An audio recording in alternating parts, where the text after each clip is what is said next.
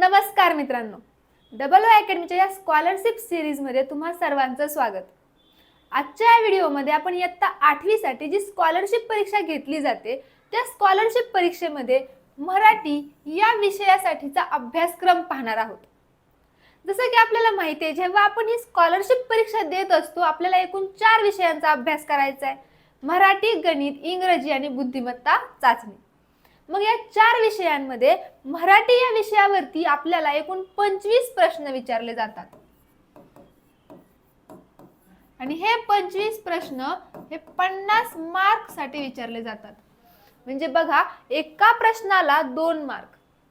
मग आता हे 50 मार्क कसे मिळवायचे किंवा कोणत्या घटकांचा अभ्यास करून हे 50 मार्क्स मिळवले जाऊ शकतात ते आपण आपल्या व्हिडिओमध्ये पाहणार आहोत। त्यामुळे व्हिडिओ शेवटपर्यंत नक्की बघा। डबल ओ अकॅडमीच्या या YouTube चॅनलवरती तुम्ही नवीन असाल तर चॅनलला सबस्क्राइब करायला विसरू नका। चला तर मग बघूया, इयत्ता 8वी साठी मराठी या विषयासाठी तुम्हाला कोणत्या घटकांवरती प्रश्न विचारले जाऊ शकतात, म्हणजेच मराठी या विषयाचा अभ्यासक्रम।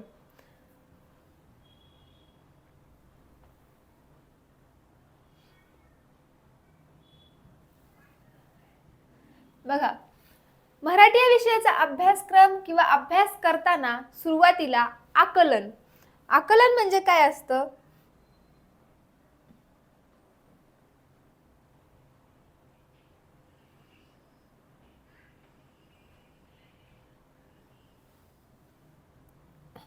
आकलन या घटकावरती आपल्याला उतारा व त्यावर आधारित प्रश्न विचारले जातात। म्हणजे एक उतारा पॅराग्राफ दिला जातो आणि त्याच्यावरती आपल्याला 3 प्रश्न विचारले जातात। तर त्या उतार्यासारखेच कविता असेल, मग ती कविता नीट वाचून आपल्याला त्याच्यावरची उत्तरे लिहायची असतात। मग उतारा व त्यावर आधारित प्रश्न, कविता व त्यावर आधारित प्रश्न, सुसंगत परिच्छेद किंवा संवाद व त्यावर आधारित प्रश्न, अशा प्रकारचे सब युनिट्स किंवा घटक आपल्याला आकलन या टॉपिक मध्ये विचारले जातात। म्हणजे जर आपण इथं पाहिलं, उतारा, कविता, परिच्छेद किंवा संवाद या सगळ्या गोष्टींमध्ये तुमचं वाचन खूप महत्त्वाचं असतं। म्हणजे तुम्ही ते नीट वाचलं तर तुम्हाला लगेच उत्तर सापडेल। आता पुढे बघा, शब्द संपत्ती।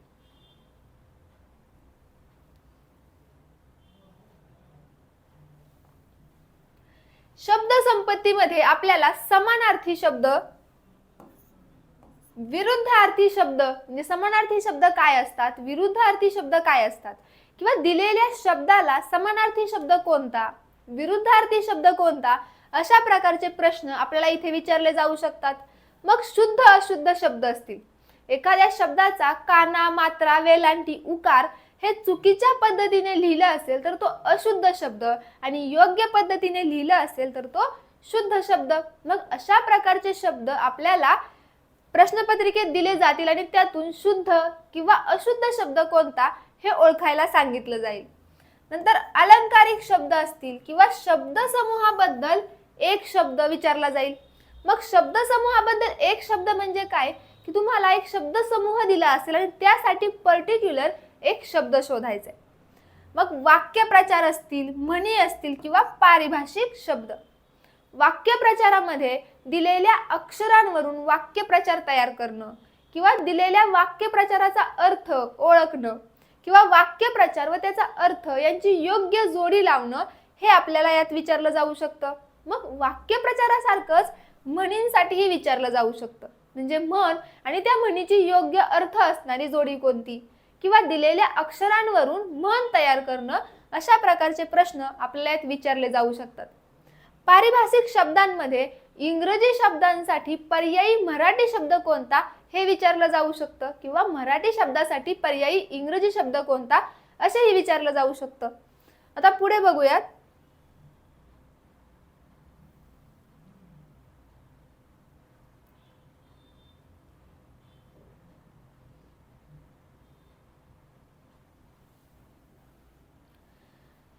पुढचा महत्त्वाचा भाग म्हणजे कार्यात्मक व्याकरण। आता या कार्यात्मक व्याकरणामध्ये आपल्याला वर्ण विचार शिकायचेत, संधी, स्वर संधी म्हणजे संधी शिकायचेत। मग संधीमध्ये प्रकार कोणते असतात तर स्वर संधी, व्यंजन संधी, विसर्ग संधी, पूर्वरूप संधी, पररूप संधी. या संधीचे प्रकार आपल्याला शिकायचे, कारण त्याच्यावरती आपल्याला प्रश्न विचारले जातात. नंतर शब्दांच्या जाती, मग त्यात विकारी व अविकारी शब्द असतील ते आपल्याला शिकायचे. लिंग, मग लिंग कोणते असतात, स्त्रीलिंग, पुल्लिंग किंवा नपुसक लिंग, हे आपल्याला इथे शिकायचे. वचन असतील किंवा विभक्ती असतील, हे आपल्याला कार्यात्मक व्याकरण या घटकात विचारले जाणारे प्रश्न असतात. मग कारक अर्थ व शब्दाचे सामान्य रूप याच्यावरही प्रश्न विचारला जाऊ शकतो. प्रयोग, मग तो सकर्मक व अकर्मक कर्तरी प्रयोग असेल, कर्मणी प्रयोग असेल, सकर्मक व अकर्मक भावे प्रयोग व त्यांचे प्रकार हे आपल्याला इथे शिकायचे. देन वाक्यांचे प्रकार, मग ते केवळ वाक्य असेल, मिश्र वाक्य असेल किंवा संयुक्त वाक्य असेल, अशा वाक्यांचे प्रकार याच्यावरती आपल्याला प्रश्न विचारले जाऊ शकतात. विराम चिन्हे, म्हणजे जेव्हा तुम्ही एखादं वाक्य लिहिता ते वाक्य त्यात कोणते विराम चिन्ह तुम्ही दिले पाहिजेत. म्हणजे जर प्रश्न असेल तर प्रश्नचिन्ह द्यायला हवा, जर वाक्य पूर्ण होत असेल तर पूर्ण विराम द्यायला हवा, आणि जर दोन वाक्य एकत्रित जोडली जात असेल तर स्वल्प विराम द्यायला हवा. अशी विराम चिन्हे कुठे वापरायची हे तुम्हाला विचारलं जाऊ शकतं. मग काळ, काळांचे प्रकार व क्रियापदांचे अर्थ याच्यावरही आपल्याला प्रश्न विचारले जातात. आता कार्यात्मक व्याकरणामध्ये पुढचे पॉइंट्स म्हणजे समास, अव्ययी भाव, तत्पुरुष, द्वंद्व आणि बहुव्रीही याच्यावर प्रश्न विचारले जातील. मग अलंकार मध्ये यमक, उपमा, उत्प्रेषा याच्यावरती प्रश्न विचारले जातील. वृत्ते, मालिनी, वसंत तिलका आणि भुजंग प्रयात या घटकांवरती आपल्याला व्याकरणावरती प्रश्न विचारले जातात. यातला जो प्रश्न असतो त्या एका प्रश्नासाठी 2 मार्क्स दिलेले असतात. त्यामुळे या व्याकरणामध्ये छोट्या छोट्या चुका करणं आपल्यासाठी मार्क कमी करण्याचं कारण ठरू शकतं. त्यामुळे या व्याकरणाचा अभ्यास हा चांगल्या पद्धतीने करायला हवा.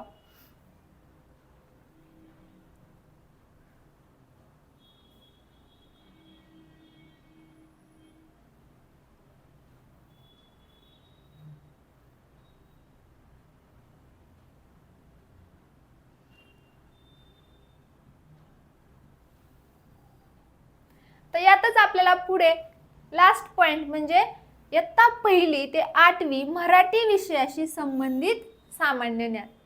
म्हणजे 8वी साठीची जी स्कॉलरशिप परीक्षा असते, या स्कॉलरशिप परीक्षेमध्ये जेव्हा तुम्ही मराठीचा पेपर सोडवताय तेव्हा तुम्हाला 1ली ते 8वी विषयामध्ये मराठी विषयाशी संबंधित जे सामान्य ज्ञान असतं त्याच्यावरही प्रश्न विचारले जातात. मग ते सामान्य ज्ञान म्हणजे काय, तर साहित्य व साहित्य प्रकार, लेखक, कवी व त्यांची टोपण नावे हे आपल्याला इथं विचारलं जाऊ शकतं. मित्रांनो, हा झाला पूर्व माध्यमिक शिष्यवृत्ती परीक्षा इयत्ता 8वी साठीचा मराठी विषयाचा अभ्यासक्रम. अशाच बाकीच्या विषयांचा अभ्यासक्रम जाणून घ्यायचा असेल किंवा महाराष्ट्रातील कोणत्याही स्कॉलरशिप परीक्षेबद्दल तुम्हाला माहिती हवी असल्यास तुम्ही आम्हाला व्हॉट्सअपवरही कळवू शकता. थँक्यू.